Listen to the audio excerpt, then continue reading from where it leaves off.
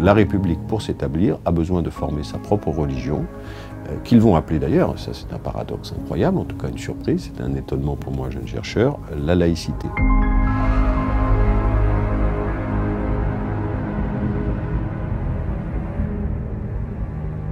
Est-ce que la philosophie progressiste des Lumières, elle est la religion de la République? Oui, je l'ai écrit. J'ai même expliqué que le Grand Orient était l'église de la République. Je ne savais pas que j'allais faire plaisir à Éric Zemmour, mais quand j'ai écrit ça, je l'ai dit, oui, c'est la boîte à outils de la République et c'est la religion de la République. La franc-maçonnerie n'a fabriqué des Grands Orients que dans les pays catholiques. Dans les pays où il y a un roi ou un prince catholique, il y a un Grand Orient. Dans les pays où il y a des rois protestants, il n'y a pas de Grand Orient. Remarquez bien, France, Espagne, Portugal, Italie, Autriche. Grand Orient. Dans les pays protestants, Norvège, Suède, Angleterre, Amérique, il n'y a pas de Grand Orient. Le Grand Orient, c'est l'opération maçonnique pour détruire la foi catholique dans les pays catholiques. La maçonnerie, en donnant à ces réunions une atmosphère vaguement religieuse, en organisant une hiérarchie, une initiation, des rites, se comporte comme une contrefaçon d'église.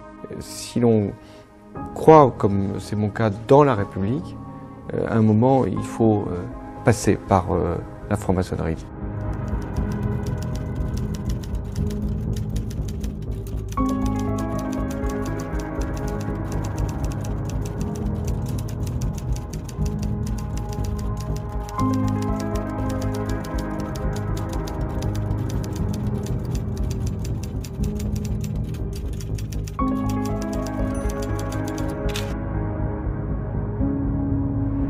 Voici une image extrêmement symbolique et explicite quant à la profonde nature de la franc-maçonnerie et de la Révolution dite française. Cette représentation datant du début du XXe siècle, création du Grand Orient de France, est intitulée « L'homme nouveau, né de la Révolution française ». Nous y voyons un homme se tenant debout sous la devise du Grand Orient, liberté, égalité, fraternité, devenue, in fine, devise de la République. L'homme est évidemment un maçon, un franc-maçon, avec pour seul vêtement un tablier maçonnique couvrant l'innommable culte phallique. Il porte à la main une truelle ayant aidé à façonner la colonne sur laquelle il s'appuie. Nous pouvons voir que sur cette colonne tronquée sont inscrits les nouvelles tables de loi, c'est-à-dire celles des droits de l'homme, remplaçant ainsi les 10 commandements donnés par Dieu à Moïse. S'appuyant sur cette déclaration des droits de l'homme, fondation de l'État laïque, le nouvel homme, libéré et illuminé, écrase sous son pied un prêtre gisant au sol avec la Sainte Bible sous la main. Nous voyons également, éparpillés au sol, tiares papales et mitres des évêques, mais aussi les couronnes des monarques chrétiens, symboliquement poignardés par l'homme nouveau luciférien, adepte du non serviam. Pourquoi aujourd'hui les francs-maçons et tous les citoyens humanistes doivent affirmer cet engagement universaliste?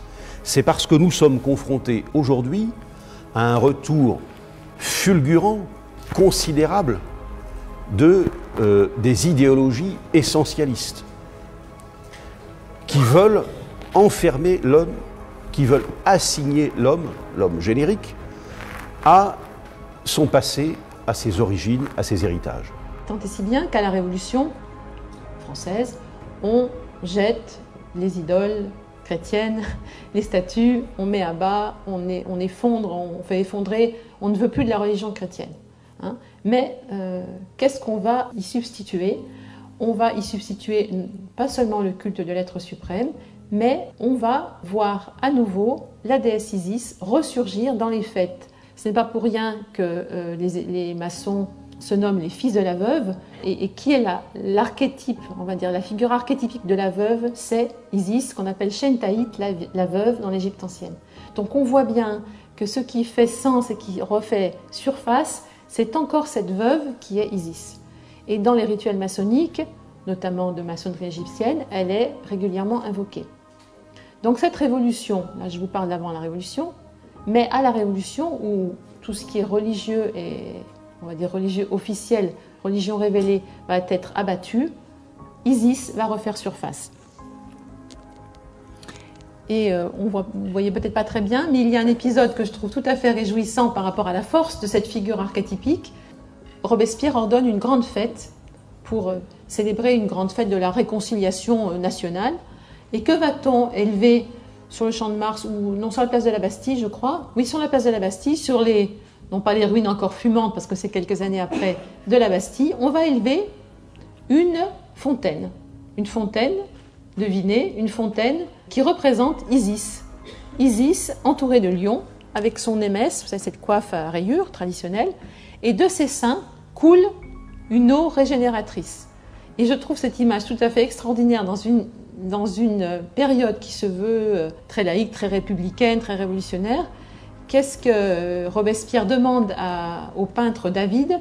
De faire une grande fête où Isis sera au centre de ce culte, on va dire, où on imagine cette scène tout à fait extraordinaire. Je vous laisse imaginer les 89 commissaires de la Révolution venant des 89 départements, de bons républicains avec leur petite cocarde, vont arriver jusqu'à cette fontaine et dans une coupe, ils vont se servir au sein de la déesse et boire à son sein dans une coupe, les uns après les autres. Et c'est cette statue monumentale qui était pas, je pense, qui était en plâtre, enfin qui n'a pas été pérenne, mais ils vont communier tous ces hommes au sein de la déesse. Moi, je trouve que c'est un symbole extraordinaire pour des républicains qui...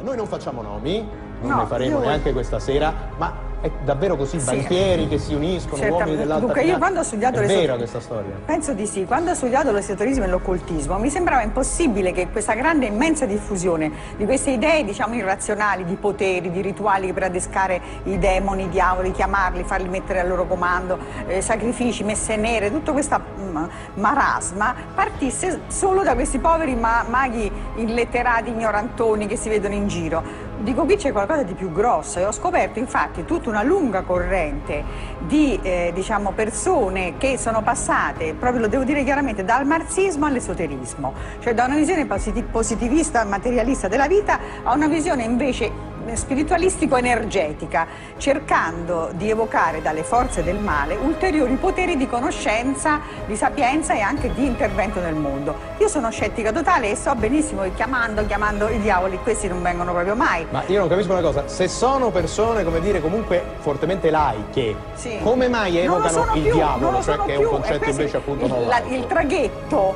diciamo, Caronte li ha portati dal laicismo, materialismo a un mondo di esoterismo gnostico venato di occultismo, come se appunto queste energie ci fossero e fossero permeabili e, diciamo così, gestibili. Questo ho scoperto ed è vero. Quindi lei insomma ci crede? Banchieri, alta finanza, sì, che si riuniscono, ma pensi al fenomeno della patti col diavolo, professoressa? Patti col diavolo che nascono nell'ambito della massoneria deviata. La massoneria è la prima che ha sdoganato Satana e nelle logge dove io sono stata, quelle miste che si chiamano androgene, massoneria deviata? Si legge l'inno a Satana di Carducci, si pensa che il diavolo ha fatto un grande favore agli esseri umani perché gli ha dato da mangiare il frutto della conoscenza, quindi il diavolo è sdoganato e considerato un grande alleato dell'umanità, una visione spiritualista che si contrappone a quella cristiana. Una cosa assai complicata.